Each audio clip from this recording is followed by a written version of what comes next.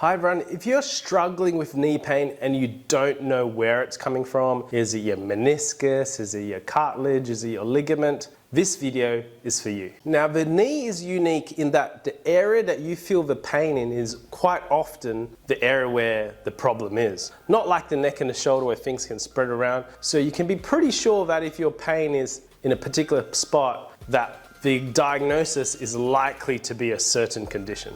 So the first thing would be pain at the top of your kneecap. Now you have your quadriceps muscles which insert into the top of your kneecap, and if you have pain on top of your kneecap and it's sore to press and to touch on, it could just be you have quadriceps tendinopathy or even a small little tear there. These things usually resolve in several weeks if it's just a mild tear. It may be a bit longer if it's a bigger tear, and it will require some strengthening of your thigh and quad muscles. So now if you have pain around the kneecap, it's quite diffuse area. You can't quite put your finger on it, but you know it's around or even behind your kneecap, and it's more painful when you go down the stairs. It's likely that you have patellofemoral pain or pain arising from your kneecap not sitting in the correct position. In this case, you want to strengthen the muscles of your inner thigh and your glutes. Now, if you have pain just right under your kneecap and it's painful and sore to touch,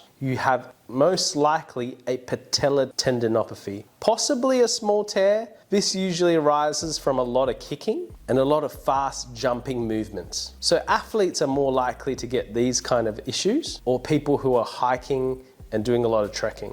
The answer for this is again to get your quadriceps and your thigh really strong. You may need a period of 1 to 2 weeks of relative rest initially where you're doing bed exercises, but you want to get your thigh really strong and get very good at Bulgarian type exercises and lunges. Now, if you have pain on either side of your kneecap and it's deep inside, it could be that you've got arthritis. So if you have been playing a lot of sport when you were younger or even presently, and you get pain with deep bending and lunging, and your knee does get swollen, or perhaps you're an older person and you struggle going up and down stairs, you may have arthritis of the knee joint. Again, if you have pain on the inside of your knee joint, that was likely to be medial or inside of your knee. So if you have pain on the inside of your knee joint, that's medial knee arthritis, and on the outside, lateral knee or tibiofemoral arthritis. The other thing it could be, if you've experienced a lot of twisting motions recently and then you got pain, is that it could be your meniscus. You may have had an injury to your meniscus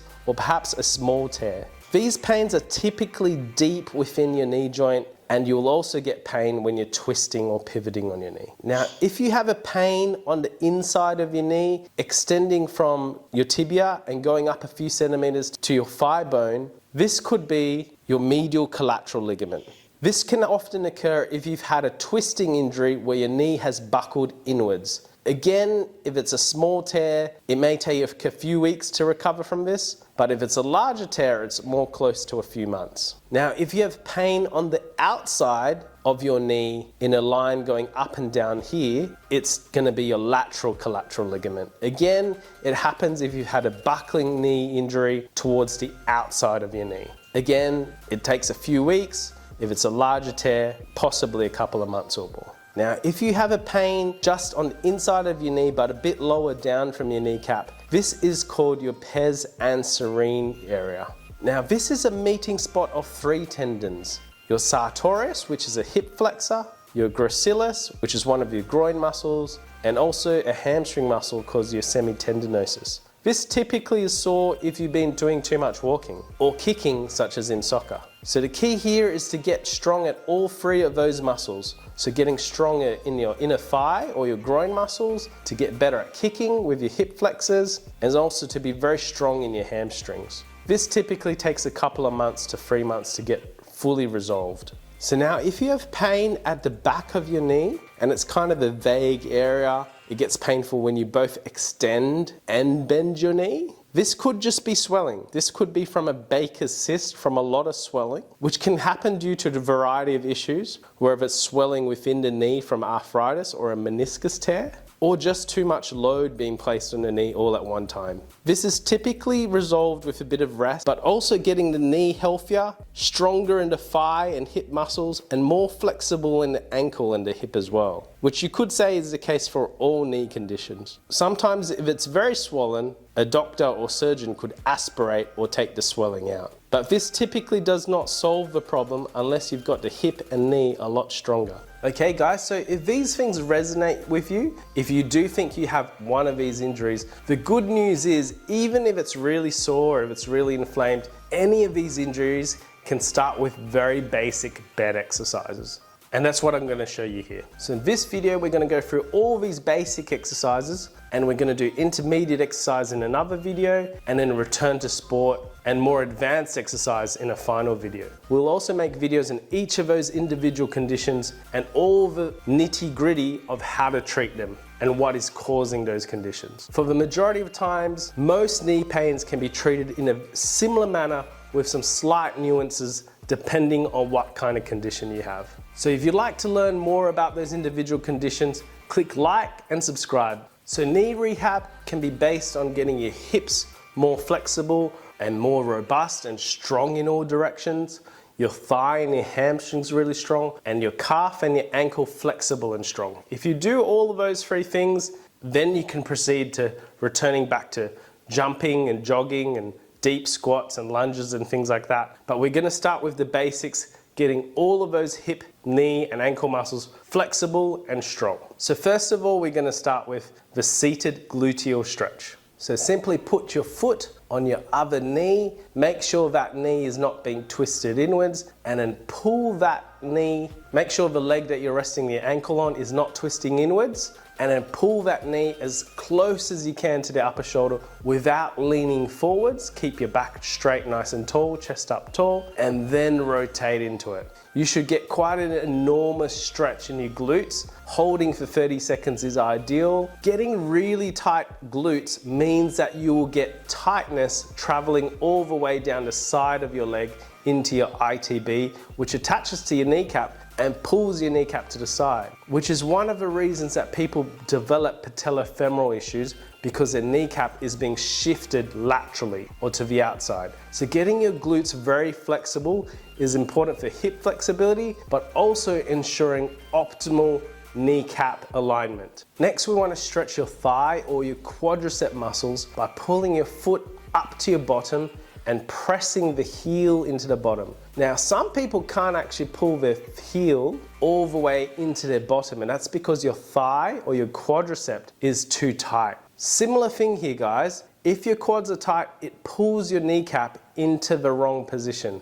In this case, it might pull your kneecap upwards towards your head, but also it can be a precursor to developing quadriceps tendinopathy and patella tendinopathy. And it even can affect patellofemoral pain or patellofemoral arthritis. So really important that your foot is able to press right into your bottom. A lot of people who do a lot of weights get really strong, but are unfortunately quite tight in this position. This is a must for anyone with knee pain. In addition to this, getting your calves really flexible is helpful for ankle mobility and getting into a deeper squat position, but also the calf muscle attaches to the back of the knee. So if you're really tight in your calf muscle, it can give you pain at the back of your knee, mimicking Baker's cysts. It can also put pressure on your knee and can contribute to a misalignment of your knee joint. So get really good at this. You should be able to put your hands on the wall, take a very good lunge backwards without lifting your heel and placing weight on the back leg